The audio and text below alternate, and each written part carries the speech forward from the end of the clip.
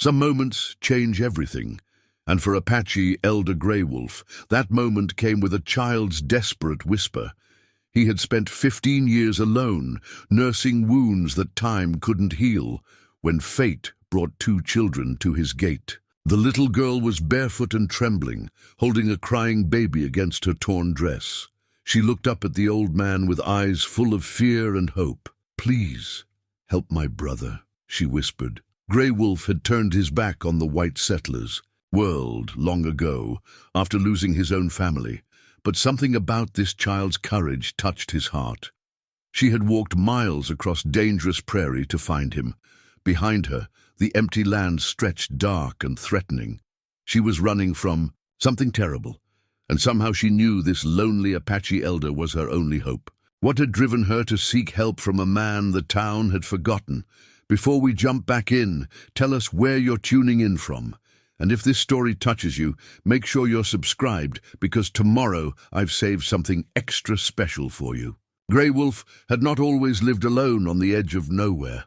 There was a time when his name carried weight among both his Apache people and the white settlers who had come to respect his wisdom.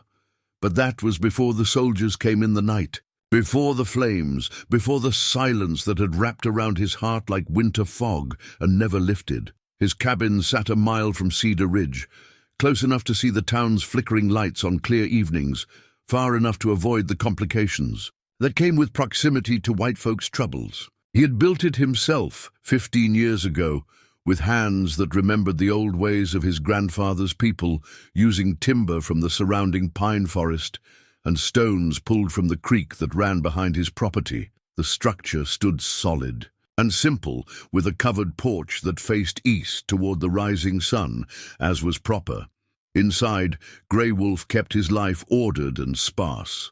A wooden table he had carved during his first winter of solitude, 2 chairs, though he rarely had visitors, a stone fireplace that warmed the single room through the harsh Montana winters. His sleeping area occupied one corner, separated by a hanging blanket woven by his late wife, Running Deer. Every morning he would touch the soft fabric and remember her fingers working the loom, her gentle humming as she created beauty from simple threads. The most sacred space in his cabin was the small alcove where he kept his medicine bundle. Wrapped in elk hide worn soft by generations of handling, it contained eagle feathers blessed by his grandfather, sacred stones from the mountain where he had received his vision as a young man, and a small piece of turquoise that Running Deer had worn on their wedding day. These objects connected him to a world that existed before barbed wire and railroad tracks, before promises were broken and families were scattered like leaves in an autumn wind. Grey Wolf's daily routine had not varied in years. He rose before dawn, as Apache men were taught to do, and stepped onto his porch to greet the sun with words his grandfather had taught him. The morning prayers came in the old language, words that felt like home in his mouth, even when everything else felt foreign. After the prayers, he would tend to his small garden where he grew corn, beans, and squash in the traditional way. 3 sisters planted together to help each other grow strong. The garden was his pride and his sorrow. Running Deer had taught him the women's knowledge of plants and growing things during their brief marriage. She had laughed when he first tried to help her with the planting, his large warrior's hands clumsy with the tiny seeds. But she had been patient, guiding his fingers, showing him how to read the soil and the sky for signs of the right time to plant and harvest. Now, working alone among the rows, he could sometimes hear her laughter carried on the wind. Cedar Ridge had grown around him in the years since his self-imposed exile. What had once been a collection of rough buildings serving railroad workers and cattlemen had become a proper town with a main street, a general store, a saloon, and even a small church. The people knew who he was, of course. Word traveled fast in small places, and the story of Grey Wolf's past had been told and retold until it took on the quality of legend. Sheriff Morton, a thick-set man with graying whiskers and kind eyes, treated Grey Wolf with careful respect. They had an understanding built on mutual recognition of each other's experience. Morton had fought in the war between the states and knew the look of a man who had seen too much. He would nod when their paths crossed in town, sometimes sharing a few words about the weather or the condition of the trails, but never pressing for more conversation than Grey Wolf seemed willing to give. Doc Henley, the town's physician, had been one of the few to visit Grey Wolf's cabin in the early years. The old doctor was curious about Apache healing methods and had been surprised to discover that Grey Wolf possessed considerable knowledge of herbal medicine. They had developed a friendship of sorts, built on their shared understanding of how to ease suffering. Grey Wolf would sometimes bring the doctor rare plants from the mountains, and in return, Doc Henley would share news of the outside world. Sarah Mitchell ran the general store with the efficiency of a woman who had learned to depend on herself. She had been widowed young when her husband died in a mining accident, and she understood something about solitude and loss. When Grey Wolf came to town for supplies, she would pack his goods carefully and always include a small extra, a piece of hard candy, a newspaper from back east, or a length of good rope she claimed was damaged and couldn't sell. Their transactions were conducted mostly in silence, but it was a comfortable silence that spoke of respect. The town's relationship with Grey Wolf was complex, built on layers of history and misunderstanding. Some of the older settlers remembered when he had served as a scout for the army, remembered how he had saved lives and prevented conflicts through his knowledge of the land and his ability to communicate with different tribes. Others knew only the stories, the whispered tales of the Apache warrior who had lost his family and retreated to the edge of civilization. Most left him alone, which was how he preferred it. But there were times when his knowledge was needed, when someone got lost in the mountains or when strange tracks were found near the livestock. On those occasions, Sheriff Morton would ride out to Grey Wolf's cabin, hat in hand, asking for help. Grey Wolf rarely refused such requests, though he accepted no payment beyond a simple thank you and the understanding that his privacy would be respected. In the evening hours, when the sun painted the western sky red and gold, Grey Wolf would sit on his porch and remember. The memories came, whether he invited them or not. Running Deer's smile as she ground corn for their evening meal, his son Little Hawk practicing with his first bow, the sound of laughter around their fire. They had lived in the traditional way, following the seasons and the herds, connected to the land and to each other in ways that white men struggled to understand. The end had come without warning on a night when the moon was dark. Grey Wolf had been away scouting for the army, trying to prevent a conflict between his people and a group of young warriors who wanted to fight rather than accept another forced move to smaller reservations. He had been 3 days' ride from his family when the soldiers came. Not the honorable men he worked with, but a rogue group led by a corrupt officer who wanted to claim the gold that had been discovered in Apache territory. When Grey Wolf returned, he found only ashes and silence.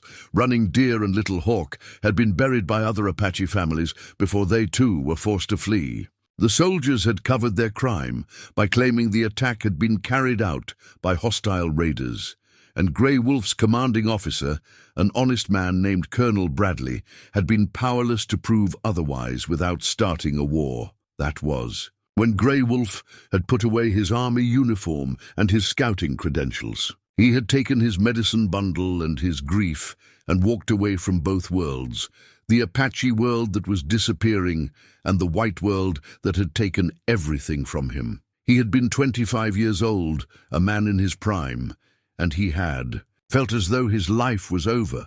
For 15 years he had lived with that feeling. He had built his cabin and planted his garden and performed the daily rituals that kept a man sane. He had helped the townspeople when they needed him and had accepted their respectful distance in return. He had survived, but he had not truly lived. until tonight, when a small girl with frightened eyes had appeared at his gate, clutching a baby and asking for help in a voice that reminded him of everything he had lost and everything he had forgotten, about the importance of protecting those who could not protect themselves. Now, as he looked down at the child standing before him in the gathering darkness, Grey Wolf felt something stir in his chest that he had thought was dead forever. The protective instinct that had made him a warrior, the nurturing impulse that had made him a father, the sense of purpose that had driven him to serve as a bridge between worlds, all of it came rushing back with a force that nearly brought him to his knees. The little girl was still looking up at him, waiting for an answer to her desperate plea. Behind her, the prairie stretched empty under the first stars, and Grey Wolf could sense the danger that pursued her like a shadow. Whatever had driven this child to seek his help, whatever terrible thing she was running from, he knew that his long exile from the world of human connection was about to end. He reached down and gently touched the child's shoulder, feeling her trembling beneath his weathered hand. When he spoke, his voice was rusty from disuse but warm with a kindness he had almost forgotten he possessed. "Come inside, little one," he said in English, then repeated the invitation in Apache, though he doubted she would understand. "You and your brother are safe now." Grey Wolf guided the children into his cabin with gentle hands, noting how the little girl's eyes darted nervously around the unfamiliar space, while she clutched the baby protectively against her chest. The infant was crying, with the weak, persistent wail of hunger and exhaustion, and Grey Wolf could see that both children were in desperate need of care. "Sit here," he said softly, guiding the girl to one of his wooden chairs. She perched on the edge, ready to run, her small body tense with fear and vigilance. The baby's cries grew weaker, and Grey Wolf's experienced eye recognized the signs of dehydration and fever. "What is your name, child?" he asked, kneeling before her so they were at the same height. "Emma," she whispered, her voice barely audible. "And this is Thomas. He's my baby brother." Grey Wolf nodded gravely. "I am Grey Wolf. You are safe in my home, Emma. No harm will come to you or Thomas here." He paused, studying her pale, dirt-streaked face. "When did you last eat?" Emma's stomach answered for her with a loud growl that made her cheeks flush with embarrassment. "Yesterday morning, I think. Maybe the day before. I gave Thomas the last of our milk." "And water?" "We drank from the creek this morning. Thomas is so hot, and he won't stop crying." Grey Wolf rose and moved to his small store of supplies. He had learned much about caring for the sick during his years as a scout, knowledge that had been enhanced by running Deer's teachings about healing herbs and remedies. The baby needed immediate attention, but he also sensed that Emma would not let him tend to her brother until she trusted him completely. "Would you like some water, Emma?" "Clean water." "From my well." When she nodded eagerly, he ladled cool water into a cup and brought it to her. She drank greedily, then looked at him with questioning eyes. "Can you help Thomas drink too?" "I can," Grey Wolf said, "but first I need to examine him." "May I touch?" "Him?" Emma hesitated, then carefully shifted the baby toward Grey Wolf. As his weathered hands gently took the infant, Grey Wolf was struck by how light Thomas felt, how his tiny body burned with fever. The baby was perhaps 3 months old, with wisps of blonde hair and skin flushed red with illness. Working with the careful efficiency of a man who had tended to wounded soldiers, Grey Wolf checked the baby's breathing, felt for fever, and examined his small mouth for signs of dehydration. Thomas was seriously ill, but not beyond help if treated quickly. "He needs milk and medicine for the fever," Grey Wolf said. "I have goat's milk and willow bark tea. Both will help." As he prepared the remedies, Grey Wolf encouraged Emma to tell him how they had come to be alone on the prairie. Her story emerged, in fragments, interrupted by tears and long silences, as she struggled with memories too terrible for a 6-year-old to bear. "The bad men came to our house 3 nights ago," she whispered. "Mama told me to take Thomas and hide in the root cellar. She said no matter what I heard, I shouldn't come out until everything was quiet. Grey Wolf's hands stilled on the mortar where he was grinding willow bark. "What did you hear, Emma?" Shouting, and Mama screaming, and Papa, her voice broke. Papa tried to fight them, but there were too many. Then it got quiet, and I waited. Like Mama said, I waited until the sun came up. The old Apache felt a familiar cold rage building in his chest, the same fury that had consumed him 15 years ago when he found his own family murdered. But he kept his voice gentle for the child's sake. "You were very brave to wait, Emma. Your mama would be proud of how well you protected Thomas. When I came out, they were gone. Mama and Papa were—" She couldn't finish, but Grey Wolf understood. "I knew the bad men might come back, so I took Thomas and some food and started walking. I remembered Papa talking about an Indian who lived near Cedar Ridge, someone who helped people. I thought maybe you would help us too." Grey Wolf was preparing the willowbark tea when Emma's words stopped him cold. "Did your papa ever mention this Indian's name?" "He called him Grey Wolf. He said Grey Wolf saved his life once, a long time ago when Papa was a young soldier." The pieces began falling into place in Grey Wolf's mind. The child's features, the way she held herself with unconscious dignity despite her fear, the blonde hair that caught the lamplight. He knew why she looked familiar now. "Emma, what was your Papa's full name?" "James Whitmore, but everyone called him Jimmy." Grey Wolf closed his eyes as the memory came flooding back. 20 years ago, a young cavalry trooper named Jimmy Whitmore had gotten separated from his patrol during a blizzard. Grey Wolf had found him nearly frozen to death and had brought him back to safety. The young soldier had been effusively grateful, promising that if Grey Wolf ever needed anything at all, he would be there to help. "I remember your papa," Grey Wolf said quietly. "He was a good man even then." Emma's eyes widened. "You really knew him?" "I did. And he was right to send you to me. I will keep you and Thomas safe, I promise." As if understanding the gravity of the moment, baby Thomas stopped crying and accepted the warm goat's milk that Grey Wolf carefully fed him from a cloth. The fever medicine would take time to work, but the nourishment brought immediate relief, and soon the infant was sleeping peacefully in Emma's arms. It was then that Grey Wolf noticed the silver locket hanging from a delicate chain around Emma's neck. When he asked about it, she carefully opened it to reveal a small photograph, a family portrait showing a young couple with a baby girl and an infant. "Mama said this was our family treasure," Emma explained.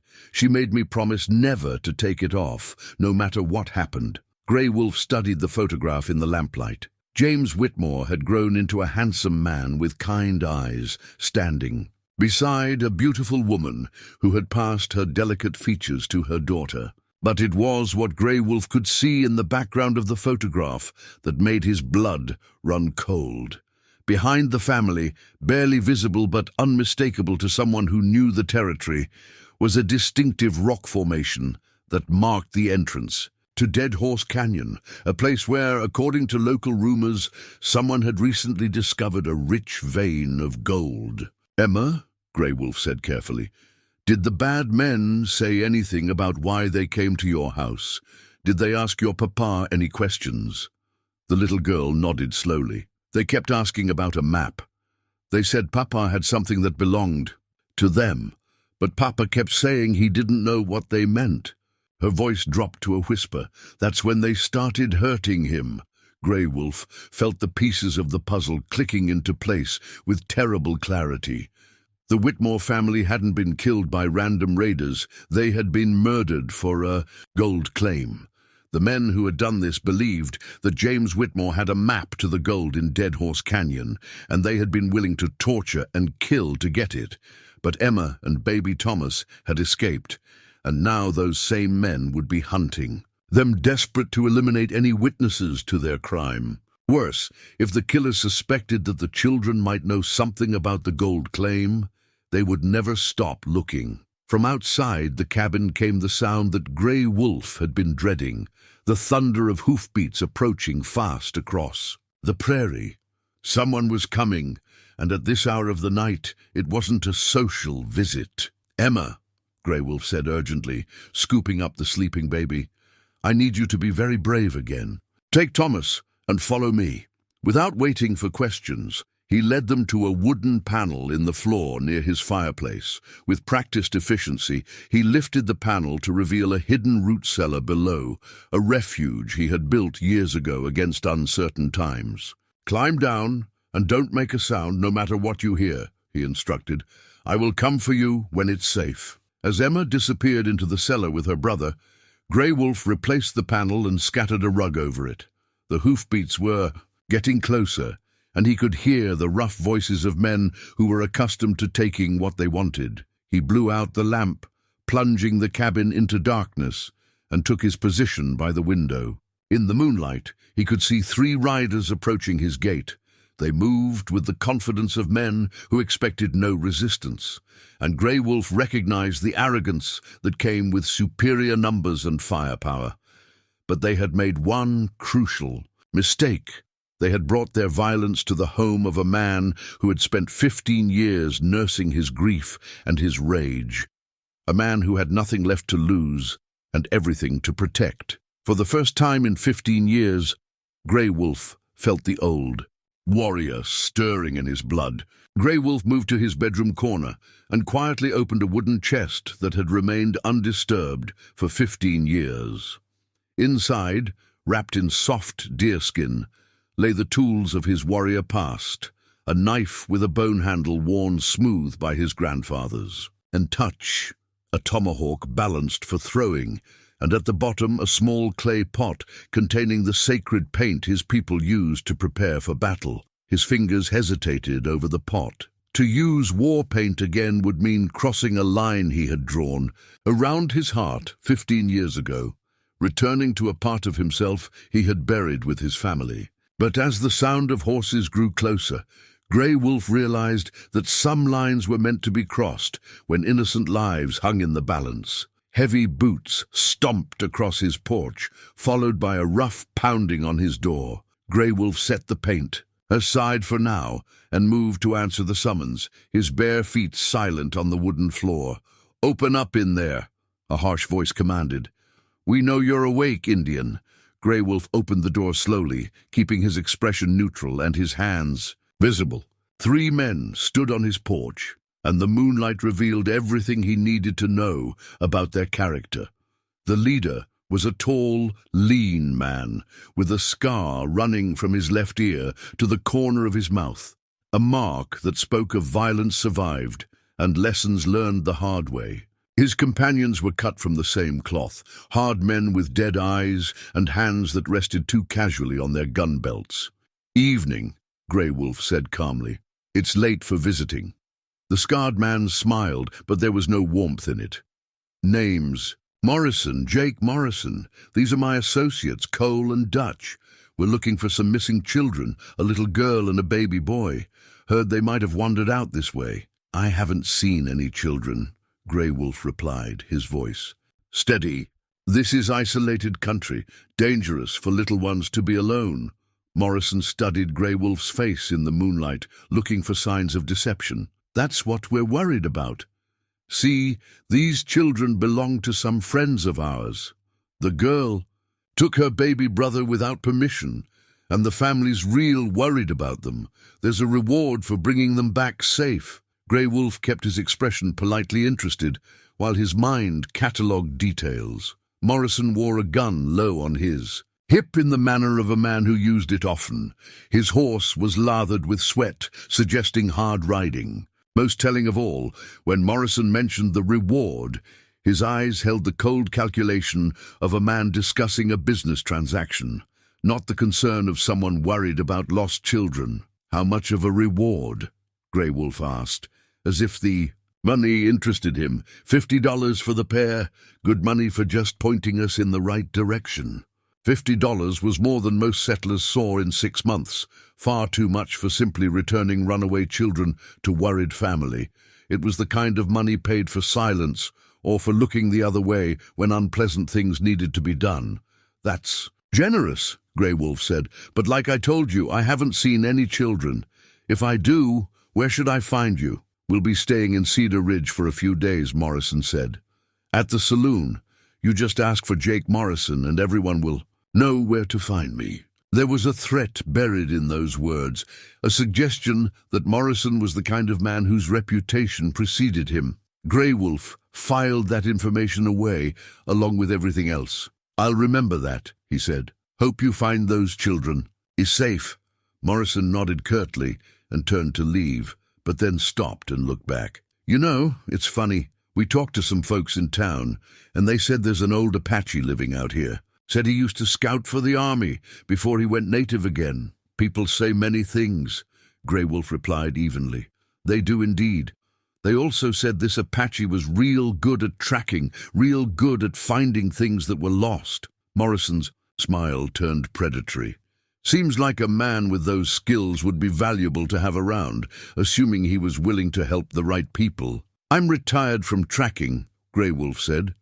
"That's a shame. Could have been profitable for both of us." Morrison touched the brim of his hat in a mocking salute.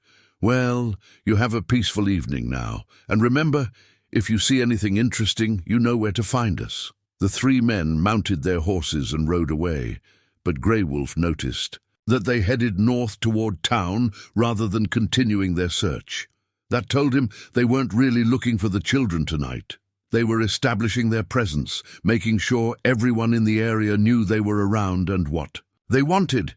Grey Wolf waited until the sound of hoofbeats faded completely before returning to his cabin and lifting the hidden panel. Emma's frightened face peered up at him from the cellar, and he could see that she had heard enough of the conversation to understand the danger. "Were those the bad men?" she whispered, as he helped her climb out with Thomas. "Yes," Grey Wolf said. Simply, there was no point in lying to a child who had already seen too much of the world's cruelty. "But they don't know you're here, and I won't let them find you." Emma nodded solemnly, displaying a maturity that made Grey Wolf's heart ache. No 6-year-old should have to be so brave, so ready to accept that adults might want to hurt her for reasons she couldn't understand. "What do we do now?" she asked. Grey Wolf was quiet for a moment, weighing options and consequences. Morrison and his men would return, probably with more help. They would search every building, every hiding place, and eventually they would find the children unless Grey Wolf took action to stop them. "Now we prepare," he said finally. "I'm going to teach you some things, Emma. Things that might help keep you and Thomas safe." "What kind of things?" "Apache things. How to move quietly, how to hide, how to read the signs that tell you when danger is coming." Grey Wolf knelt before her, his weathered hands gentle on her small shoulders. "Your papa was a soldier, so you have brave blood.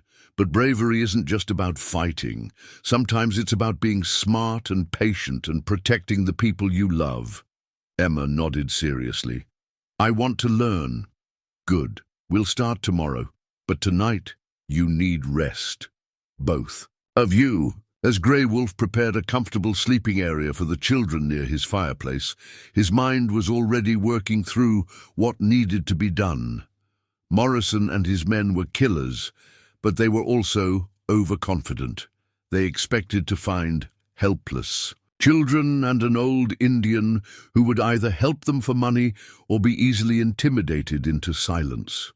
They had no idea they were dealing with a man who had once been considered one of the finest warriors and trackers in the Apache Nation, a man who had spent 15 years preparing for a fight he hoped would never come. Morrison thought he was hunting frightened children, but he had actually walked into the territory of a predator far more dangerous than anything he had ever encountered. Grey Wolf looked down at Emma, who was gently singing a lullaby to her baby. "Brother," in a voice barely above a whisper.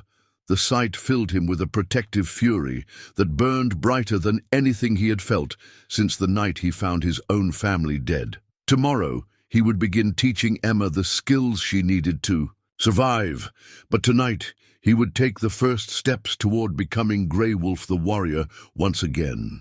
Grey Wolf spent the dark hours before dawn sitting by his window, watching the approaches to his cabin, while Emma and Thomas slept peacefully near the dying fire. His warrior's instincts, dormant for so long, came flooding back with startling clarity.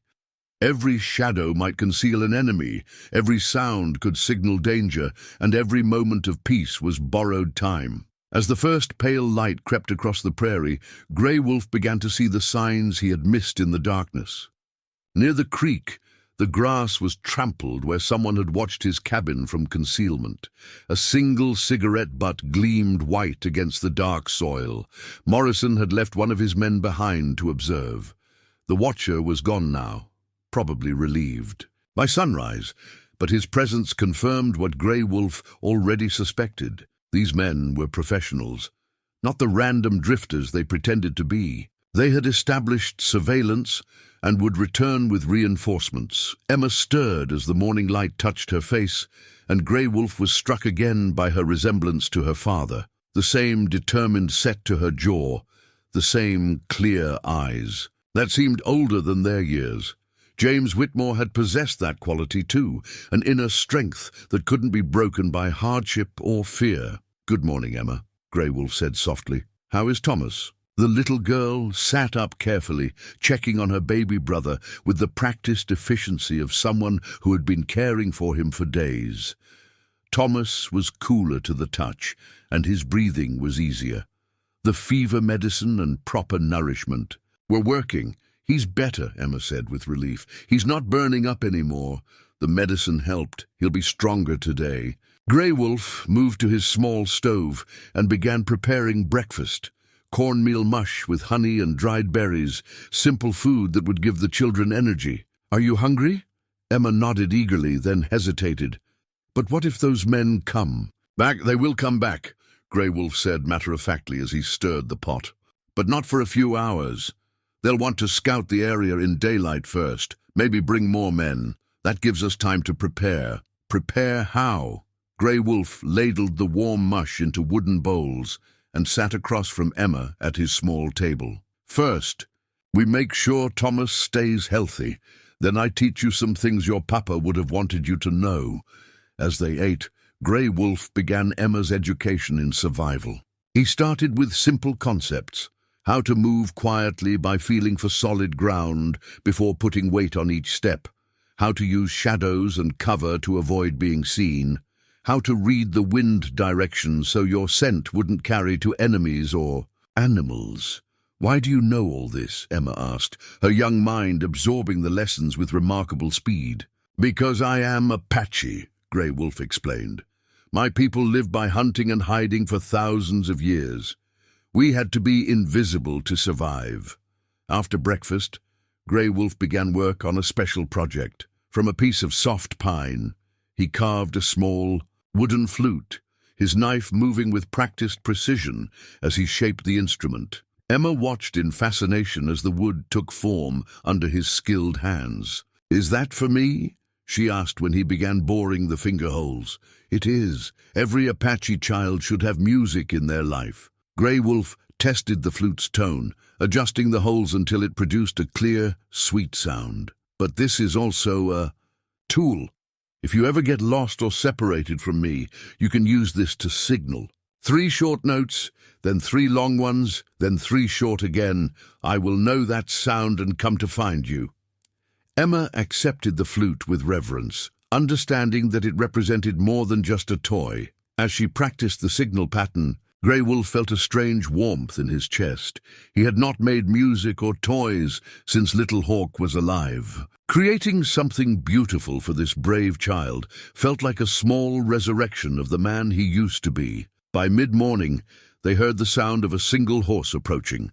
Grey Wolf positioned Emma and Thomas in the root cellar again, but this time he recognized the easy gait of Doc Henley's old mare. When the doctor knocked, Grey Wolf answered with relief. "Morning, Grey Wolf," Doc Henley said, his weathered face creased with concern. "Mind if I come in? Got something to discuss with you?" Grey Wolf stepped aside to let the doctor enter, noting how Henley's eyes swept the cabin, taking in details with the sharp observation of a man who had seen enough of life to recognize when something was amiss. "Coffee?" Grey Wolf offered, though he suspected this wasn't a social call. "Thanks, but I'm not staying long. Wanted to warn you about some strangers in town.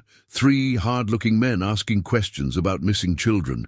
Sheriff Morton doesn't like the smell of it, and neither do I. Grey Wolf poured himself a cup of coffee, using the time to consider how much to reveal. Doc Henley was trustworthy, but knowledge could be dangerous for a man who wasn't prepared to fight. What kind of questions? The kind that don't add up. They claim to be looking for a runaway girl and her baby brother, say the family's worried sick. But when Sarah Mitchell asked for details about the children so she could help look, they got real vague, real fast. Doc Henley accepted the coffee Grey Wolf offered. Morton tried to get them to file an official report, and they said they'd handle it themselves. Sounds like men with something to hide. That's what we figure. Thing is, they mentioned you specifically. Said they'd talked to the Apache who lives outside town. Seemed real interested in whether you'd seen anything. Doc Henley's eyes sharpened. Which makes me wonder if there's something you want to tell me. Grey Wolf was saved from answering by a soft sound from the floor near the fireplace. Baby Thomas was stirring in the hidden cellar, and his movement caused a faint creak from the floorboard above him. Doc Henley's head turned toward the sound with the automatic reflex of a man trained to notice everything. "Doc," Grey Wolf said quietly, "how well do you remember the Hippocratic Oath?" "Every word." "Why?" "Because what I'm about to show you will test whether you meant it." Grey Wolf walked to the hidden panel and lifted it, revealing Emma's frightened face and Thomas cradled in her arms. Doc Henley's expression shifted from surprise to understanding to grim determination in the space of a heartbeat. "Jesus, Mary." "And Joseph," the doctor whispered. "You're the Whitmore children." Emma nodded silently, clutching Thomas protectively. Doc Henley knelt beside the opening, his medical instincts overriding everything else as he examined the baby with gentle hands. "How long have they been with you?" he asked Grey Wolf. "Since last night. The girl walked here from her family's homestead, carrying the baby. That's 20 miles across open country." Doc Henley looked at Emma with something approaching awe. "Child, you're either the bravest or the luckiest little girl in the territory." "Maybe both," Grey Wolf said. "Doc, those men who killed her family, they're the same ones asking questions in town." The implications hit Doc Henley like a physical blow. They're hunting these children. They are. And they won't stop until they find them, or until someone stops them. Doc Henley was quiet for a long moment, his mind working through the moral calculus of what Grey Wolf was asking. Finally, he looked up with the expression of a man who had made a decision that would change everything. "What do you need me to do?" "For now, nothing. But these men will get suspicious if people start acting differently. Can you continue your normal routine without giving anything away? I've been keeping secrets longer than you've been alive, son. Medical confidentiality isn't just about protecting the living, it's about protecting the innocent." Doc Henley gently touched Thomas's forehead, checking for fever. "This little one's doing better. You've been taking good care of them. Running Deer taught me about healing children." Grey Wolf said simply, "She taught you well." Doc Henley stood slowly, his old joints protesting. "I'll keep my ears open in town. Let you know if those men start asking different questions or if more strangers show up." As the doctor prepared to leave, he paused at the door. "Grey Wolf, I know what you lost 15 years ago. I know why you've kept to yourself, but maybe—" He gestured toward Emma, who was softly humming to her brother. "Maybe sometimes life gives us a second chance to protect the things that matter." After Doc Henley left, Grey Wolf continued Emma's lessons, teaching her how to identify edible plants and safe water sources, how to build a hidden shelter using natural materials, and most importantly, how to stay calm when fear threatened to overwhelm her. "Why are you teaching me all this?" Emma asked as they practiced moving silently through the brush behind his cabin. "Because knowledge is the best protection," Grey Wolf replied. "Your papa was a soldier, so he understood that being prepared meant the difference between life and death. These skills might save your life someday. Will the bad men find us?" Grey Wolf considered lying, offering false comfort, but decided Emma deserved the truth. "They will try, but I won't let them hurt you or Thomas. I promise you that." That afternoon, As they practiced the signal pattern on Emma's new flute, Grey Wolf noticed movement on the ridge overlooking his property. Someone was watching again, and this time they weren't trying very hard to hide. Morrison was escalating, letting Grey Wolf know that the net was tightening. The time for preparation was running out. The discovery came by accident. Emma was playing quietly with her wooden flute while Grey Wolf prepared their evening meal, and Thomas was sleeping peacefully in a makeshift cradle Grey Wolf had woven from willow branches. The little girl had been examining her few possessions, the silver locket, a small cloth doll that had somehow survived their flight, and a leather-bound book that Grey Wolf had assumed was simply a family Bible. "Grey Wolf," Emma said, her voice filled with curiosity. "There's something funny about Mama's Bible." Grey Wolf looked over from the stove where he was heating soup made from wild vegetables and dried meat. "What do you mean, little one?" Emma held up the Bible, pointing to the back cover. "Feel this part. It's bumpy, like there's something underneath the leather." Intrigued, Grey Wolf set down his ladle and examined the book more closely. Emma was right. There was definitely something concealed beneath the back binding. With careful fingers, he found a loose corner of the leather covering and peeled it back to reveal a folded piece of paper hidden between the cover and the binding. The paper was yellowed with age, but well preserved. When Grey Wolf unfolded it, he found himself looking at a hand-drawn map of the surrounding territory, complete with landmarks he recognized: Dead Horse Canyon, Copper Creek, Eagle's Nest Peak. But most interesting of all was a location marked with an X and the notation J.W. Claim, filed August 1869. "Emma," Grey Wolf said carefully, "did your papa ever talk about finding gold?" The little girl nodded. "He said he found a special place in the mountains where the rocks sparkled. He was going to file a claim and make us rich so we could have a big house and I could go to a real school." Grey Wolf studied the map more closely, his knowledge of the local terrain allowing him to identify the exact location of James Whitmore's gold claim. It was in a remote area of Dead Horse Canyon, accessible only through a narrow passage that could easily be defended by 1 or 2 men. No wonder Morrison and his gang had been willing to kill for this information. The claim could be worth a fortune. "This is why the bad men came to your house," Grey Wolf explained gently. "They wanted this map, but Papa hid it where they couldn't find it," Emma said with pride. "He was smart, very smart, and very brave." Grey Wolf carefully refolded the map and tucked it into his shirt. This piece of paper represented both the motive for the Whitmore family's murder and Emma and Thomas's death warrant. As long as it existed, Morrison would never stop hunting them. That evening, after the children were asleep, Grey Wolf sat on his porch and studied the night sky, thinking about his options. The map changed everything. Morrison wasn't just hunting potential witnesses, he was hunting the key to a gold claim that could make him wealthy beyond his wildest dreams. Men had killed for far less. The sound of an approaching horse brought Grey Wolf to his feet, but he relaxed when he recognized Sheriff Morton's distinctive whistle, a signal they had established years ago for nighttime visits. The sheriff rode up to the porch and dismounted heavily, his weathered face grim in the moonlight. "Evening, Grey Wolf. Sorry to bother you so late, but we need to talk." "Come in, Sheriff. Coffee's still warm." Morton followed Grey Wolf into the cabin, automatically removing his hat and speaking in low tones so as not to wake the sleeping children. His eyes found Emma and Thomas immediately, and he nodded as if confirming something he had already suspected. "So, it's true. They're here," Doc Henley told you. "Didn't have to.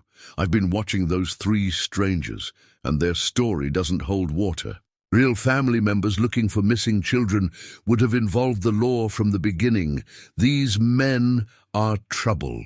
Morton accepted the coffee gratefully. "Question is, what kind of trouble are we all in now?" Grey Wolf told him about the map, watching the sheriff's expression grow more concerned with each detail. Morton was an honest man, but he was also practical. 3 armed killers were more than his limited resources could handle, especially when they had the law of superior firepower on their side. "This puts me in a hell of a position," Morton said finally. "Legally, I should take these children into protective custody.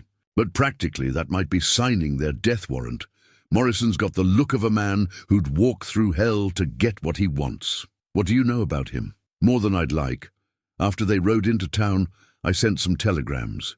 Jake. Morrison used to be a sergeant in the army, stationed at Fort Collins, got drummed out for selling weapons to hostile tribes. Since then, he's been making his living as a gun for hire, the kind of jobs where asking questions isn't healthy." Grey Wolf felt a chill that had nothing to do with the night air. "When was he at Fort Collins?" "From 1858 to 1862.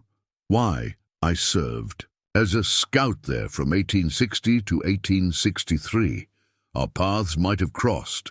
You think he knows who you are? If he does, it explains why he's being so careful. He knows I'm not just some harmless old Indian." Morton was quiet for a moment, processing this information. "Grey Wolf, I can't ask you to put yourself in danger for these children. You've done enough just by taking them in." "No," Grey Wolf said quietly, "I haven't done enough. 15 years ago, I walked away from a fight because I thought it would bring me peace. All it brought me was emptiness." He looked over at Emma, who was sleeping with one protective arm around her baby brother. In the lamplight, she looked impossibly young and vulnerable, yet Grey Wolf had seen her courage under pressure. She reminded him of everything he had lost and everything he still had the power to protect. These children need someone to stand between them and men like Morrison, Grey Wolf continued. "Their papa was a good man who saved my life once. Now it's time for me to return the favor." Morton nodded slowly. "What do you need from me?" "Information, time, and when the shooting starts. Make sure the townspeople stay clear. There's going to be shooting. Morrison won't give up as long as that map exists and the children are alive to testify against him. He can't afford to leave witnesses." "Then maybe we should destroy the map." Grey Wolf shook his head. "That won't stop him now. He's seen Emma. He knows she can identify him as her family's killer. The only way this ends is if Morrison and his men are stopped permanently." Sheriff Morton finished his coffee and stood to leave, but paused at the door. "Grey Wolf, I've known you for 15 years. You're one of the most peaceful men I've ever met. Are you sure you're ready for what's coming?" Grey Wolf walked to his bedroom corner and picked up the small clay pot containing war paint that he had held but not used the night before. He turned it over in his weathered hands, feeling the weight of decision. "I buried the warrior in me 15 years ago, Sheriff. But some things shouldn't stay buried when children's lives are at stake." After Morton left, Grey Wolf sat alone in the darkness, listening to the gentle breathing of the children under his protection. Tomorrow, he would begin the final preparations for a war he had hoped never to fight again. But tonight, for these few peaceful hours, he would simply be a protector watching over 2 innocents who had already seen too much of the world's cruelty. In the distance, a coyote howled at the moon, and Grey Wolf found himself thinking of his grandfather's words. "A warrior fights not because he hates what is in front of him, but because he loves what is behind him." For the first time in 15 years, Grey Wolf understood what it meant to have something worth fighting for again. The morning came grey and cold, with thick clouds promising rain before nightfall. Grey Wolf woke before dawn, as was his custom, but this time he did not go to his porch for the traditional morning prayers. Instead, he went to the wooden chest, where he kept the remnants of his warrior past and lifted out the bundle he had avoided touching for 15 years. The eagle feather headdress had been crafted by his grandfather, each feather earned through acts of courage and wisdom. 27 feathers in total, representing 27 deeds that had brought honor to his family and his people. Grey Wolf had not worn it since the day he learned of Running Deer and Little Hawk's death, the day he had sworn to put away the warrior's path forever. Now, in the pale light filtering through his window, he carefully unwrapped the headdress and held it in his weathered hands. The feathers were still perfect, preserved by his grandfather's knowledge of the old ways. Each one carried a memory: the first enemy warrior he had defeated in single combat, the lost child he had found in a blizzard, the peace treaty he had helped negotiate between warring tribes. "Is that yours?" Grey Wolf turned to find Emma watching him with wide, curious eyes. She had awakened silently, as children often do when they sense that something important is happening. "It was my grandfather's first, then mine," Grey Wolf said, softly. "Each feather represents a deed of courage or wisdom. Are you going to wear it? I am considering it.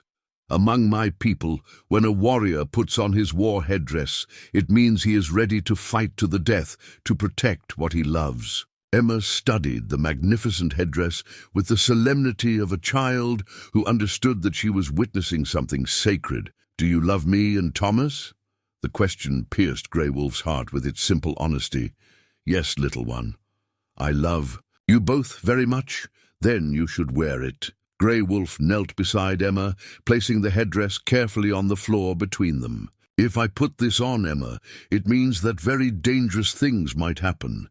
Bad men might come here, and there might be fighting." "The bad men are coming anyway," Emma said, with the practical wisdom of a child who had already lost everything once. "At least this way.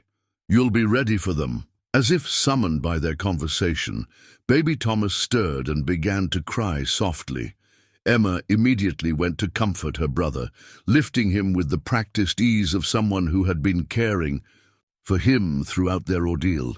Watching her tend to Thomas with such gentle competence, Grey Wolf felt the last of his hesitation fade away. He picked up the headdress and placed it on his head for the first time in 15 years. The weight was familiar, comforting, like putting on a piece of his own soul that had been missing. The feathers rustled softly as he moved, and he could almost hear his grandfather's voice whispering approval. "How do I look?" he asked Emma. "Like a real warrior," she said with awe, "like someone who could fight 100 bad men and win." Grey Wolf smiled at her confidence, though he knew the reality would be far more difficult. Morrison had proven himself to be a cunning and ruthless opponent, and he would not come alone when he made his final move. After breakfast, Grey Wolf began the spiritual preparations that Apache warriors had performed for countless generations before battle. He painted his face with the sacred designs his grandfather had taught him, symbols of protection, courage, and connection to the spirit world. The red ochre felt strange on his skin after so many years, but the ritual brought him a sense of peace and purpose. Emma watched the ceremony with fascination, asking questions about each symbol and its meaning. Grey Wolf found himself sharing knowledge that he had never expected to pass on, teaching her about the warrior's path and the responsibilities that came with the power to take life. "Why do warriors paint their faces?" Emma asked, as Grey Wolf added the final touches, 2 white handprints on his cheeks, representing the spirits of his ancestors. "To show the spirits that we are ready to join them if necessary," Grey Wolf explained, "and to remind our enemies that they face not just a man, but a warrior backed by all the courage of those who came before him. Will the bad men be scared when they see you? If they are wise, they will be." By midday, Grey Wolf had completed his transformation. He wore traditional Apache clothing, buckskin shirt and leggings decorated with beadwork that Running Deer had created, moccasins that would allow him to move silently, and a belt that held his knife and tomahawk. The war paint marked him as a warrior ready for battle, and the eagle feather headdress proclaimed his status and his intentions to any who knew how to read such signs. But the most profound change was internal. The peaceful, solitary man who had tended his garden and lived quietly on the outskirts of civilization was gone. In his place stood Grey Wolf, the warrior, protector of the innocent, defender of justice, inheritor of his grandfather's courage and wisdom. Emma seemed to understand the magnitude of the transformation. She approached him with the same reverence she might show a visiting chief, her young mind recognizing that something sacred had taken place. "Are you still Grey Wolf?" she asked quietly. "I am more Grey Wolf than I have been in 15 years, he replied. "I am Grey Wolf as my grandfather intended me to be." That afternoon brought visitors. First Doc Henley, then Sheriff Morton, then Sarah Mitchell from the general store. Word had somehow spread through Cedar Ridge that something significant was happening at the Apache's cabin, and one by one, the townspeople came to see for themselves. Each visitor's reaction was the same, a moment of shock at seeing Grey Wolf in full warrior regalia, followed by understanding that the stakes had been raised beyond anything they had previously imagined. The peaceful hermit they had known was revealed to be something far more formidable. "Jesus Christ," Sheriff Morton whispered when he saw Grey Wolf. "I knew you were a warrior, but I never—" He stopped, unable to finish the sentence. "Now you know what Morrison is really facing," Grey Wolf said simply. Doc Henley examined Grey Wolf with the clinical interest of a man who understood the psychology of transformation. "How do you feel?" "Complete," Grey Wolf replied. "For the first time in 15 years, I feel complete." Sarah Mitchell, ever practical, had brought supplies. Extra ammunition, preserved food, and a bottle of whiskey for medicinal purposes. But her eyes were wide with something approaching awe as she took in the full scope of Grey Wolf's preparation. "Are we going to war?" she asked. "War came to us," Grey Wolf corrected. "We are simply acknowledging its presence." As the afternoon wore on, an unexpected thing happened. Instead of leaving as Grey Wolf had expected, the townspeople began to stay. Sheriff Morton cleaned his rifle and checked his ammunition. Doc Henley prepared medical supplies for treating wounds. Sarah Mitchell organized food and water for what might be a long siege. "What are you doing?" Grey Wolf asked. "What needs to be done," Morton replied. "You're not facing Morrison alone. This is not your fight." "The hell it isn't," Sarah said with heat. "Those children are under our protection now, and you're part of this community, whether you admit it or not." Grey Wolf looked around at the faces of these people who had come to stand with him. They were not warriors, but they were brave, and they understood that some things were worth fighting for, even when the odds were against them. For a moment, he thought of his grandfather's words about the strength that came from fighting not alone, but as part of something larger than oneself. Perhaps that was the final lesson he needed to learn, that a warrior's greatest power came not from isolation, but from connection to others who shared his values. "Very well," Grey Wolf said. "Then we prepare together." As the sun began to set, painting the sky red with the promise of tomorrow's battle, Grey Wolf felt ready for whatever Morrison might bring. He was no longer the lonely hermit who had hidden from the world. He was Grey Wolf the warrior, protector of the innocent, and he would not stand alone. The revelation came with Doc Henley's return from town the next morning. The old physician rode up to Grey Wolf's cabin with an urgency that immediately put everyone on alert. His usual calm demeanor was replaced by something Grey Wolf had rarely seen in the steady doctor: genuine shock. "Grey Wolf," Doc Henley called as he dismounted quickly. "We need to talk. All of us. Right now." Sheriff Morton, Sarah Mitchell, and Grey Wolf gathered around the doctor, while Emma played quietly nearby, with Thomas seemingly oblivious to the tension among the adults. Doc Henley reached into his medical bag and withdrew a leather portfolio that Grey Wolf didn't recognize. "I went through my old medical records last night," Doc Henley began, his voice tight with controlled emotion. "Something about Morrison bothered me, the way he carried himself, the scar on his face. I knew I'd seen him before, but I couldn't place where." He opened the portfolio and spread several yellow documents across Grey Wolf's wooden table. "These are military medical records from my time as an army surgeon at Fort Collins.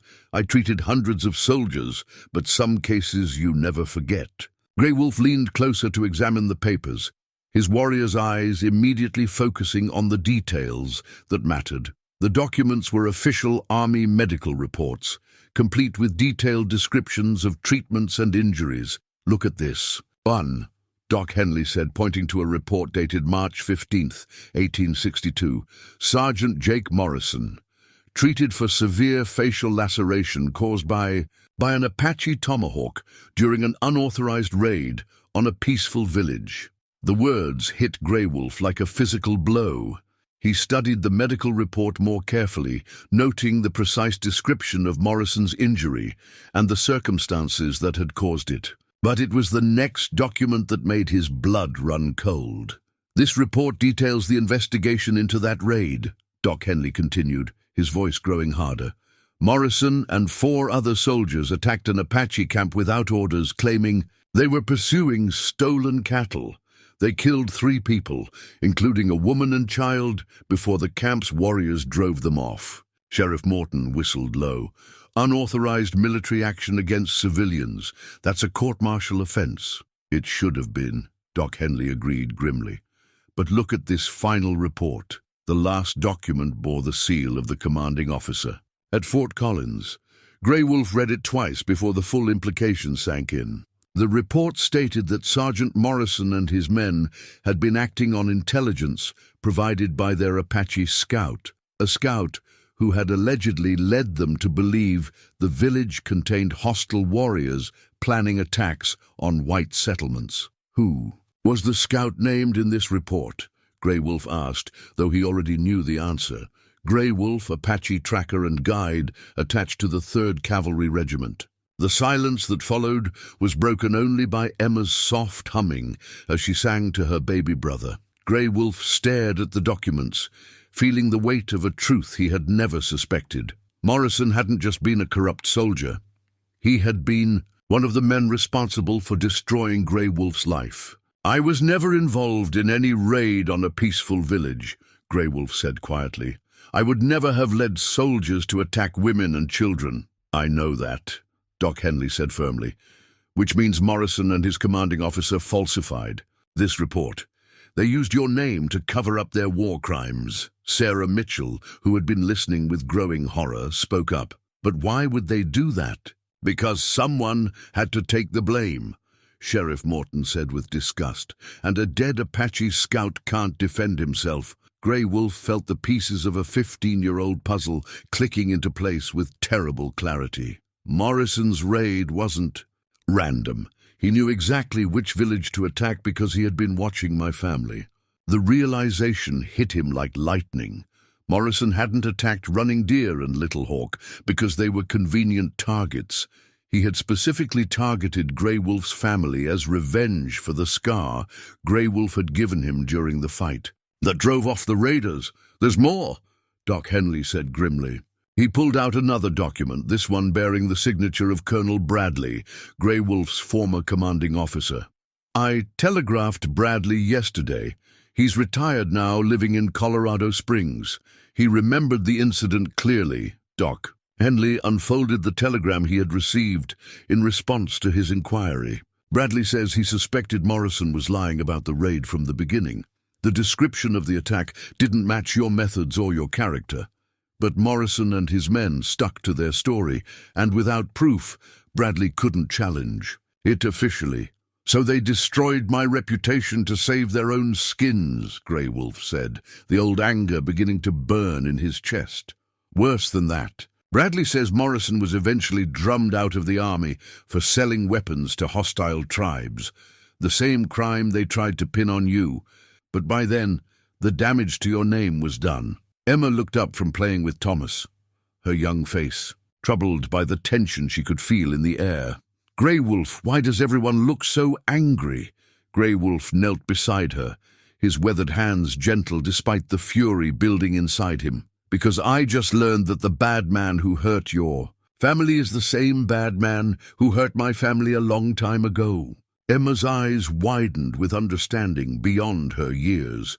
"He's the one who made you sad." "Yes, little one. He's the one who made me sad." The child reached up and touched Grey Wolf's painted cheek with her small hand. "Are you going to make him pay for what he did?" The simple question, asked with such innocent directness, crystallized everything for Grey Wolf. This wasn't just about protecting Emma and Thomas anymore. It was about settling a debt that had been 15 years in the making. Morrison had destroyed 2 families and blamed Grey Wolf for his own crimes. Now he was hunting the children of a good man who had once saved Grey Wolf's life. "Yes," Grey Wolf said quietly. "I am going to make him pay."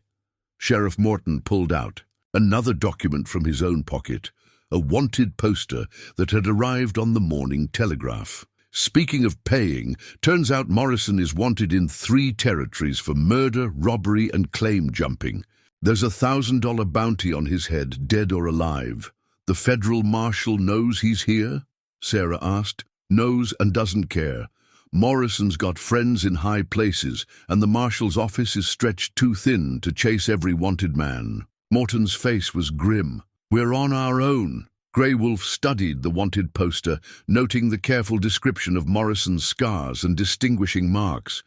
The man was a career criminal now, far removed from the soldier he had once been. But the essential cruelty that had driven him to attack peaceful villagers was still there, refined by years of violence into something even more dangerous. "How many men does he have now?" Grey Wolf asked.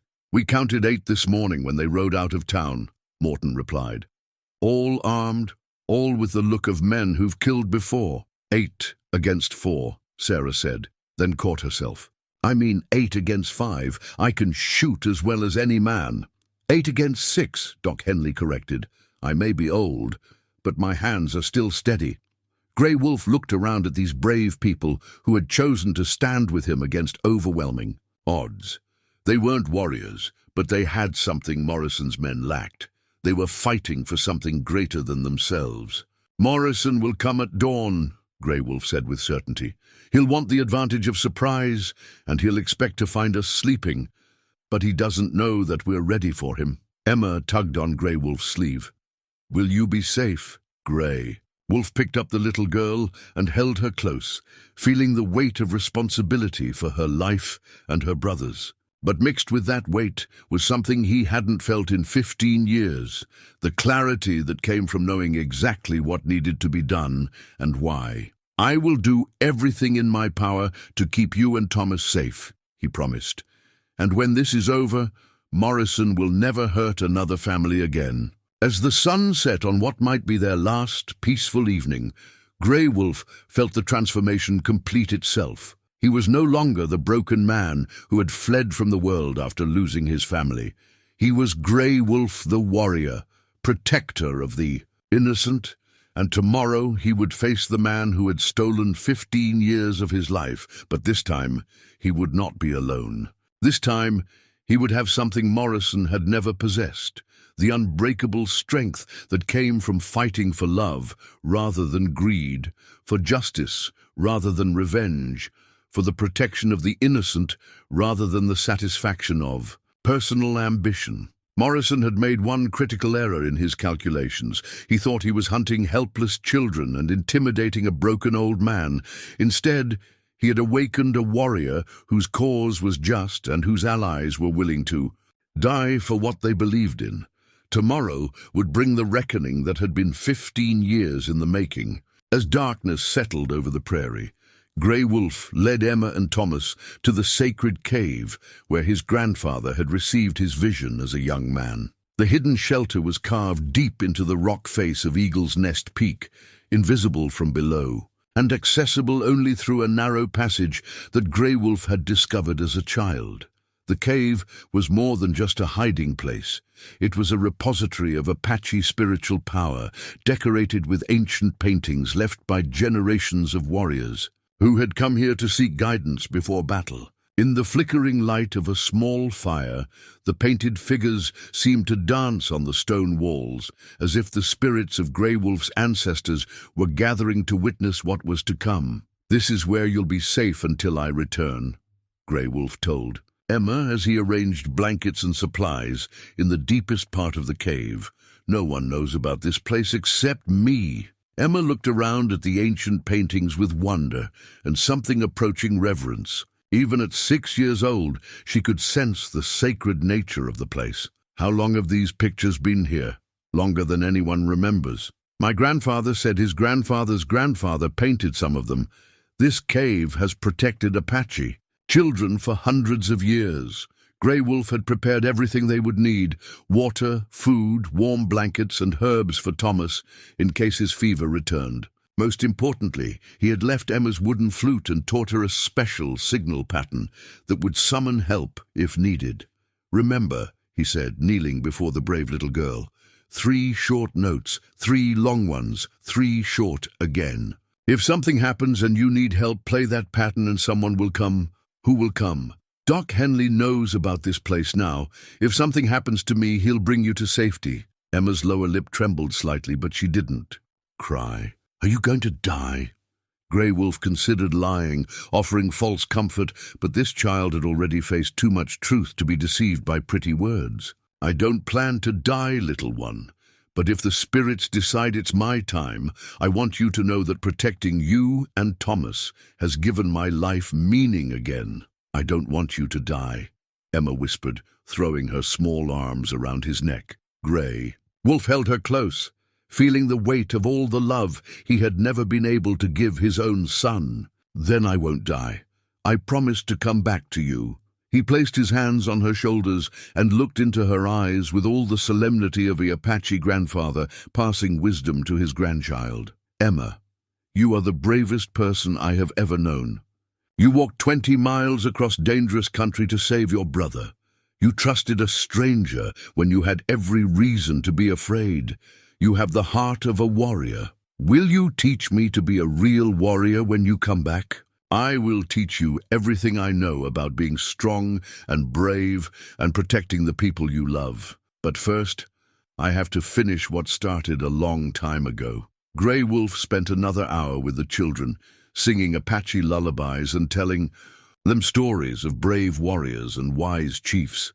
When Thomas fell asleep in Emma's arms and her own eyes grew heavy, Grey Wolf carefully made his way back down the mountain to where destiny waited. The ride back to his cabin took him through terrain he knew better than any man alive. Every tree, every rock, every shadow held memories of hunts and vision quests and peaceful evenings with running deer. Tonight, these familiar places would become a battlefield, and Grey Wolf found himself drawing strength from the land itself. His cabin, the final preparations, were already underway. Sheriff Morton had positioned himself in the loft of Grey Wolf's barn, where he had a clear view of all approaches. Doc Henley had taken cover in the root cellar, armed with an old army rifle and enough ammunition to hold off a small army. Sarah Mitchell had claimed the cabin itself, turning Grey Wolf's home into a fortress with carefully planned fields of fire. But the most important preparation was spiritual. Grey Wolf retrieved his grandfather's war club from its place of honor. In his medicine bundle, the weapon was a masterpiece of Apache craftsmanship, carved from ironwood and decorated with eagle feathers and sacred stones. It had been blessed by shamans and had tasted the blood of enemies in defense of the innocent. Sacred war club of the Thunder Eagle, Grey Wolf whispered in Apache, using the weapon's ceremonial name. Tonight we fight together as our grandfathers fought for the protection of those who cannot protect themselves. The club seemed to pulse with spiritual energy in his hands, connecting him to all the warriors who had carried it before him.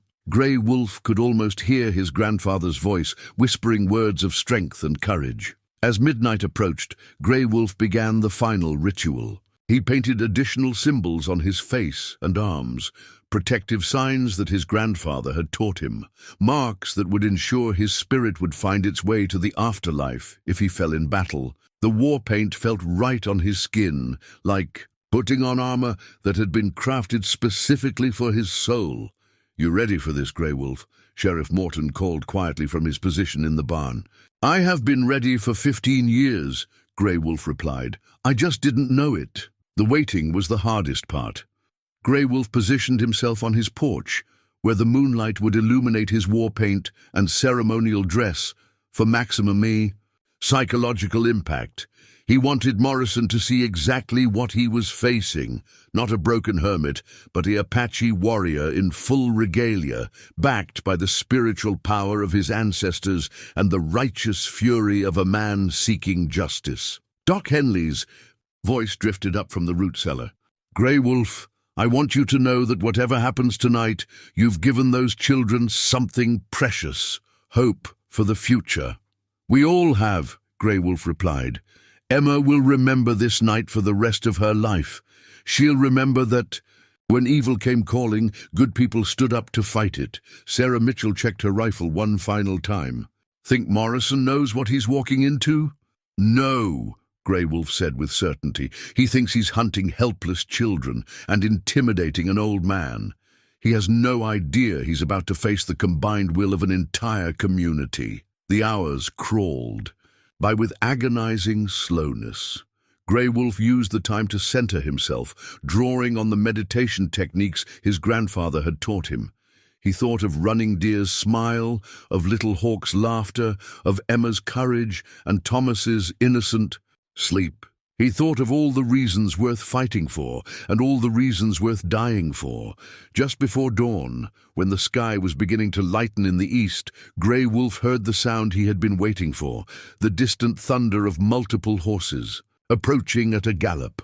Morrison was coming, and he was bringing all his men for what he expected to be a quick and decisive victory. Grey Wolf stood slowly, his grandfather's war club in his right hand, his father's knife in his left. The eagle feathers in his headdress rustled in the morning breeze, and the war paint on his face seemed to glow in the pre-dawn light. "This is it," he called quietly to his allies. "Remember, we're not just fighting for Emma and Thomas. We're fighting for the idea that evil doesn't get to win just because it's willing to use more violence." The sound of horses grew closer, and Grey Wolf could make out individual riders now, 8 men, just as Sheriff Morton had reported.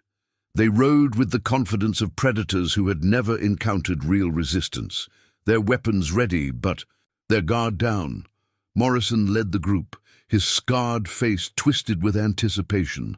Behind him rode men who looked like they had crawled out of the worst saloons and outlaw camps in the territory, killers and claim jumpers and men who sold their guns to whoever paid the highest price. They expected to find a defenseless cabin and sleeping victims.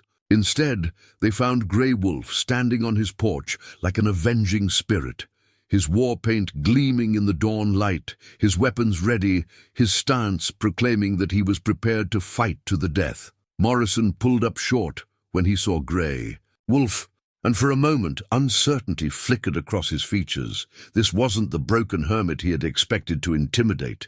This was something far more dangerous, a Apache warrior who had nothing left to lose and everything to protect. "Well, well," Morrison called out, his voice carrying across the distance between them. "Look what we have here. The famous Grey Wolf, all dressed up for war." "Hello, Morrison," Grey Wolf replied, his voice carrying clearly in the still morning air. "I've been waiting 15 years to have this conversation with you. Have you now? And what conversation would that be? The one where you explain why you murdered my family and then used my name to cover up your war crimes." Morrison's face went pale beneath his tan, and Grey Wolf saw several of his men exchange uncertain glances. They had signed on to hunt children and intimidate an old man. They hadn't expected to face a warrior who knew their leader's darkest secrets. "I don't know what you're talking about, old man," Morrison said, but his voice lacked its earlier confidence. "I'm talking about the unauthorized raid on my village in 1862. I'm talking about the false report that blamed me for your attack on innocent women and children. I'm talking about Running Deer and Little Hawk, my wife and son who died because you wanted revenge for the scar I gave you." The words hit Morrison like physical blows, and Grey Wolf saw the moment when the killer realized that his past had finally caught up with him. There would be no more hiding behind false reports and corrupted officials. Justice had found him at last, wearing war paint and carrying the weapons of retribution. "You can't prove any of that," Morrison snarled, but his hand was already moving toward his gun. "I don't need to prove it," Grey Wolf said calmly. "I just need to stop you from hurting any more families." The sun crested the horizon at that moment, painting the sky red and gold and casting long shadows across the prairie. In that light, Grey Wolf looked like something out of legend, a warrior spirit sent by the gods to settle old debts and protect the innocent. Morrison's men were beginning to back their horses away, recognizing that they had stumbled into something far more dangerous than a simple murder. But Morrison himself was trapped by his own hatred and greed, unable to retreat in the face of the man who had scarred him and haunted his dreams for 15 years. "This ends now, Morrison," Grey Wolf declared, his voice carrying the authority of a man who had made peace with death. "You can surrender and face justice, or you can fight and face me, but either way, you will never hurt another innocent person." Morrison's answer came in the form of his gun clearing leather, the sound sharp and deadly in the morning air. But Grey Wolf was already moving, his grandfather's war club spinning in his hand as 15 years of suppressed rage and righteous fury finally found their target. The battle for Emma and Thomas's future, and for Grey Wolf's soul, was about to begin. Morrison's bullets split the air where Grey Wolf had been standing a heartbeat before, but the Apache warrior was already moving with the fluid grace of a man who had spent his life dancing with death. The war club spun through the morning air, like a thing alive, striking Morrison's gun hand with bone-crushing force and sending his weapons spinning into the dust.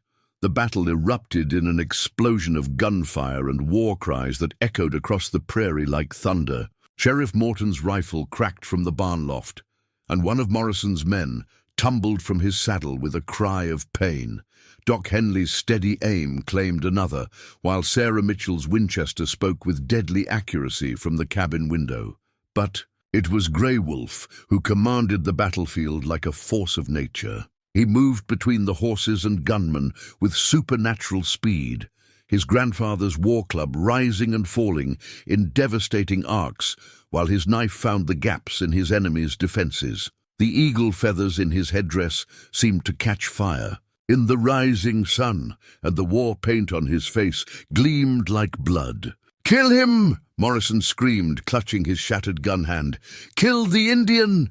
Two of Morrison's men spurred their horses directly at Grey Wolf, their guns blazing. But the warrior had fought mounted enemies before, in the old days when Apaches battled cavalry across the desert. He rolled beneath the first horse's belly, his knife opening a red line across the rider's leg, then sprang up to drag the second man from his saddle. The fallen gunman scrambled for his dropped weapon. But Grey Wolf's war club ended that threat with a single, decisive blow.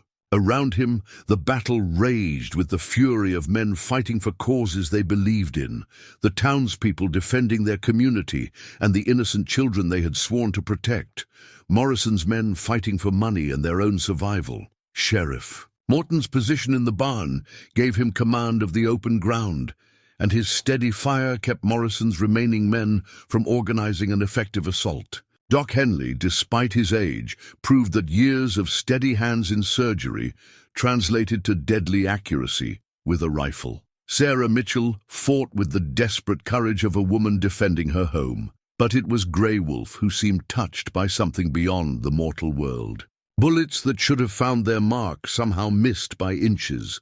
Blades that should have cut him seemed to pass through empty air.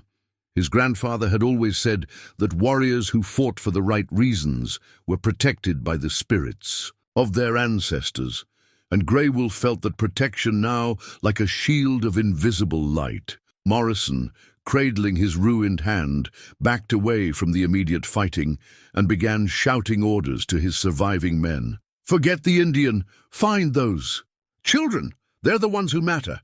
3 of his gunmen broke away from the main battle and spurred their horses toward the mountain trail that led to Eagle's Nest Peak. Grey Wolf saw them go and felt ice in his veins. Somehow, Morrison had guessed where Emma and Thomas were hidden. "Sheriff!"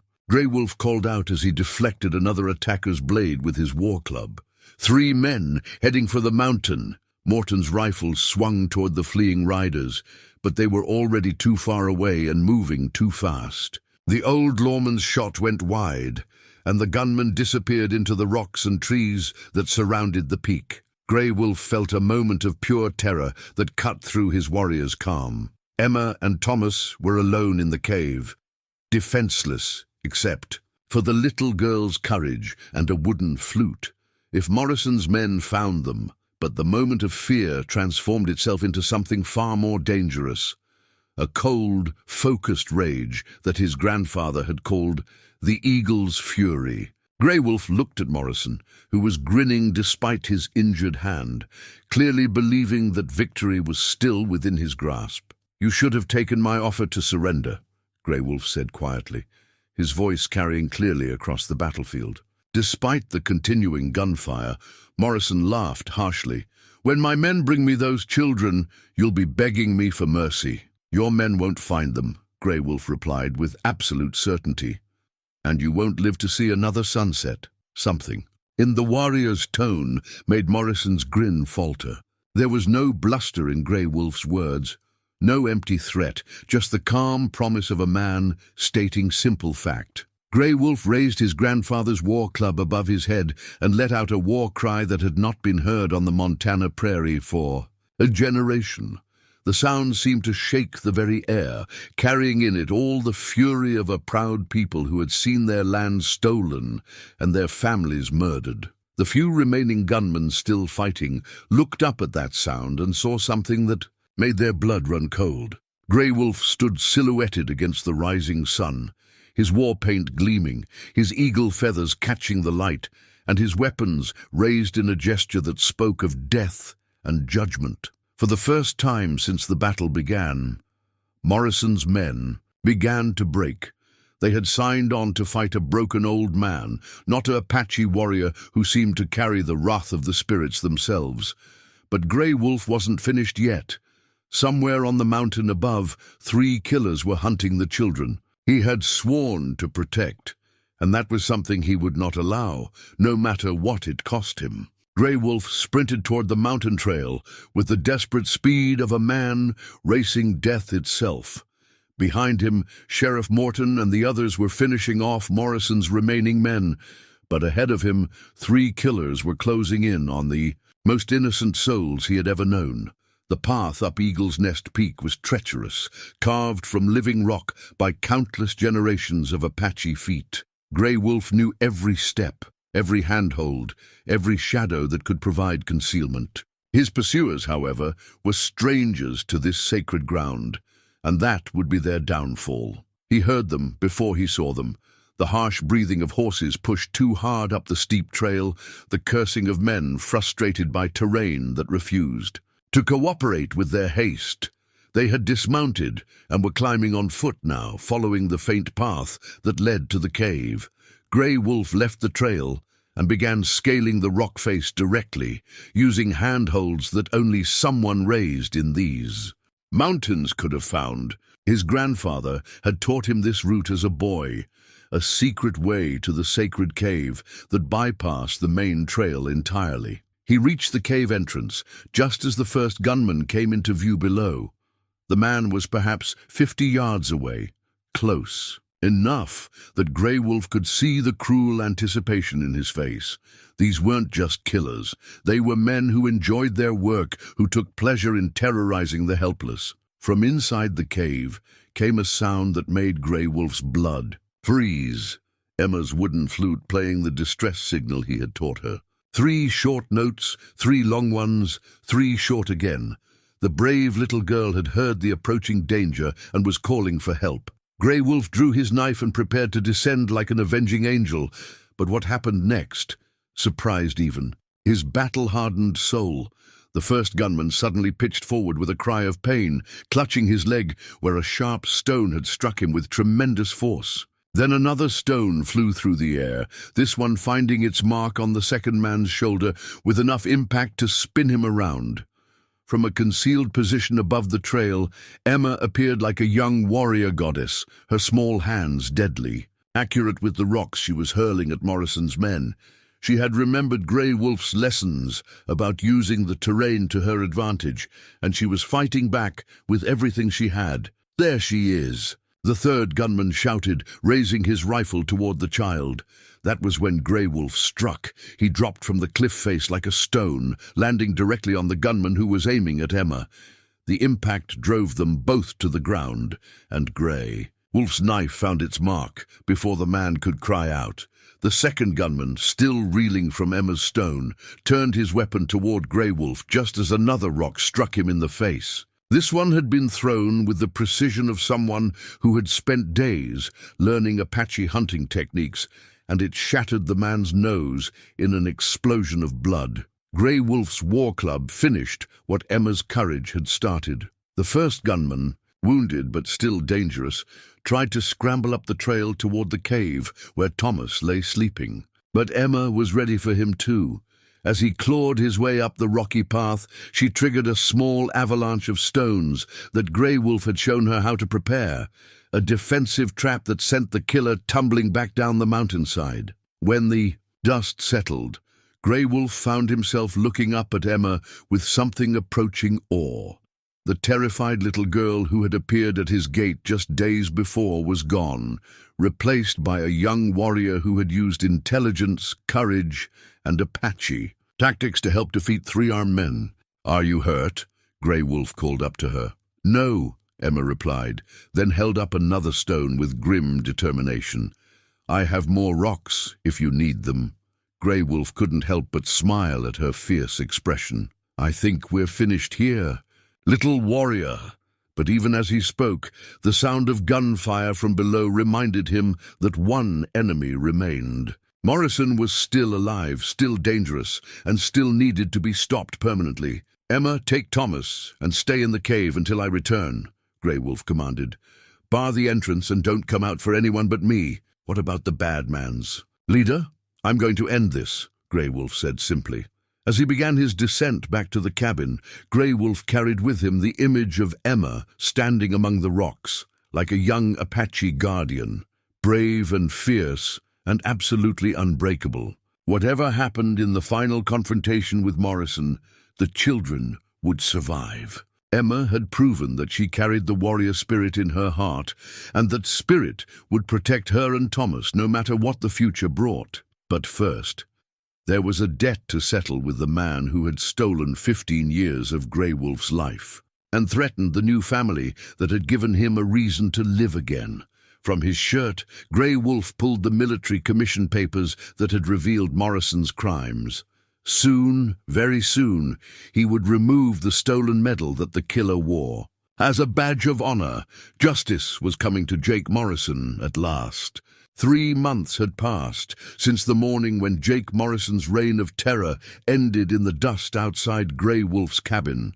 The killer had made his final stand like the coward he had always been, using his wounded hand as an excuse to beg for mercy while reaching for a hidden knife. Grey Wolf's war club had ended both the deception and Morrison's life in a single decisive blow. From Morrison's body, Grey Wolf had removed the stolen Silver Star medal that the killer had worn as a twisted badge of honor. The medal now rested in a place of respect in Grey Wolf's cabin, not as a trophy of victory, but as a reminder that justice, however long delayed, eventually finds its way home. The legal aftermath had been surprisingly simple. Federal marshals had arrived a week after the battle, drawn by Sheriff Morton's telegraph reports of Morrison's death. When they learned of the wanted man's crimes and saw the evidence of his war against the innocent, they declared Grey Wolf and his allies to be heroes rather than vigilantes. The $1,000 bounty on Morrison's head had been divided among the townspeople of Cedar Ridge, though Grey Wolf had refused his share.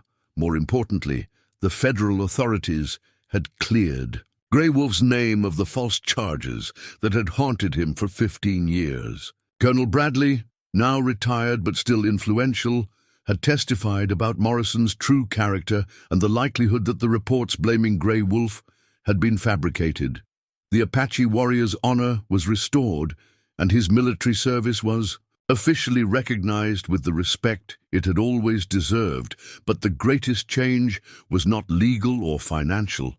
It was personal. On this crisp autumn morning, Grey Wolf sat on his expanded porch, watching Emma teach 6-year-old Thomas how to identify animal tracks in the soft earth around their cabin. The little boy, now healthy and laughing, followed his sister with the devoted attention of someone who knew she had saved his life. Emma, for her part, had grown into the role of teacher and protector with the natural grace of someone born to lead. "See this one, Thomas?" Emma said, pointing to a clear paw print in the mud. "That's from a fox. Grey Wolf taught me that foxes are very smart and very careful. They only leave tracks when they want you to know they've been there." Thomas nodded solemnly, his blonde hair catching the morning light. At 18 months old, he was beginning to walk and talk, and his first clear word had been grandfather, his name for Grey Wolf. The adoption papers had been finalized the month before, making official what had been true in their hearts since the night Emma first whispered her desperate plea for help. Grey Wolf was now legally Emma and Thomas Whitmore's guardian, and they were officially his children. The name on the documents read Grey Wolf Whitmore, a combination that honored both his Apache heritage and his new family's legacy. "Grandfather!" Thomas called out, tottering toward the porch with his arms outstretched. "Up!" Grey Wolf lifted the little boy onto his lap, feeling the familiar warmth that had replaced the cold emptiness in his chest. Thomas had no memory of the violence that had brought them together. For him, Grey Wolf had always been the gentle giant who sang Apache lullabies and carved wooden toys and told stories of brave warriors and wise chiefs. Emma climbed onto the porch and settled beside them, her young face serious with the concentration of someone working through a complex problem. "Grandfather, Mrs. Henderson says I should start going to the school in town. She says I'm smart enough to learn reading and writing and arithmetic." Mrs. Henderson was the new school teacher who had arrived in Cedar Ridge shortly after the battle. She had quickly recognized Emma's intelligence and hunger for knowledge, offering to provide the education that the little girl's parents had always wanted for her. "What do you think about school?" Grey Wolf asked. "I want to learn everything," Emma said, with the determination that had carried her 20 miles across dangerous country. "I want to learn to read like Papa did, and I want to learn numbers so I can help you with trading. But I also want to keep learning Apache things from you." "Learning never stops," Grey Wolf told her. "White Man's School will teach you about the world beyond these mountains. I will teach you about the world that has always been here. Both kinds of knowledge will make you strong." Their conversation was interrupted by the arrival of visitors, Doc Henley, Sheriff Morton, and Sarah Mitchell, who had become regular guests at the Whitmore cabin. The three adults climbed onto the porch with the easy familiarity of people who had fought together and survived. "Morning, Grey Wolf," Doc Henley said, accepting the cup of coffee that Emma had learned to prepare exactly the way each visitor preferred. "How's our young warrior today?" "Teaching her brother about fox tracks," Grey Wolf replied with pride. "Yesterday she showed him how to find edible berries. Tomorrow we'll work on reading the weather signs." Sheriff Morton chuckled as Thomas climbed onto his lap with the confidence of a child who had never known a stranger. "This boy's going to grow up knowing more about survival than most grown men." "That's the idea," Emma said seriously. "Grandfather says knowledge is the best protection." Sarah Mitchell, who had become something of a surrogate grandmother to both children, pulled a wrapped package from her bag. "Speaking of knowledge, I brought something for you, Emma." Inside the package was a beautiful leather-bound journal and a set of pencils. "For writing down all the things you learn," Sarah explained. "Apache stories from your grandfather, lessons from school, your own thoughts and dreams." Emma accepted the gift with reverence, understanding that it represented something precious, the ability to preserve knowledge and pass it on to others. "I'll write down everything," she promised, "so Thomas will know our family's story when he's older."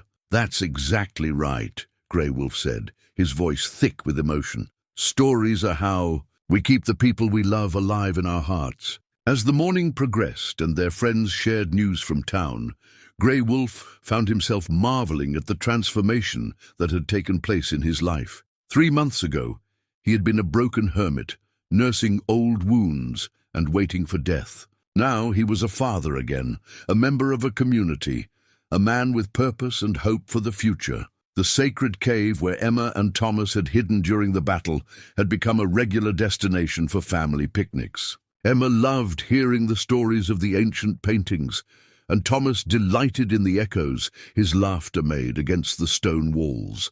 The place that had once represented only spiritual refuge now symbolized the continuity of life and love across generations. In the evenings, when the children were asleep and the house was quiet, Grey Wolf would sometimes take out the new family photograph that had been taken in Cedar Ridge.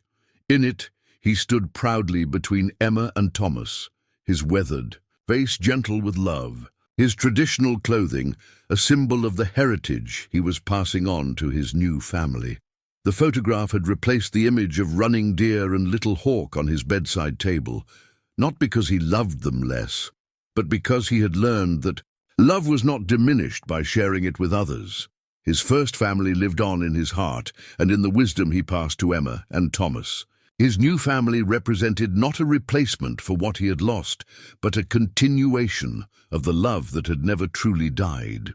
As the sun set over the prairie, painting the sky in shades of gold and crimson, Grey Wolf reflected on the words his grandfather had spoken so many years ago. The greatest victory is not defeating your enemies, but learning to protect what you love. He had protected Emma and Thomas, but they had also protected him. From loneliness, from despair, from the slow death of a heart that had forgotten how to hope. In saving them, he had saved himself. The warrior's path had led him home at last.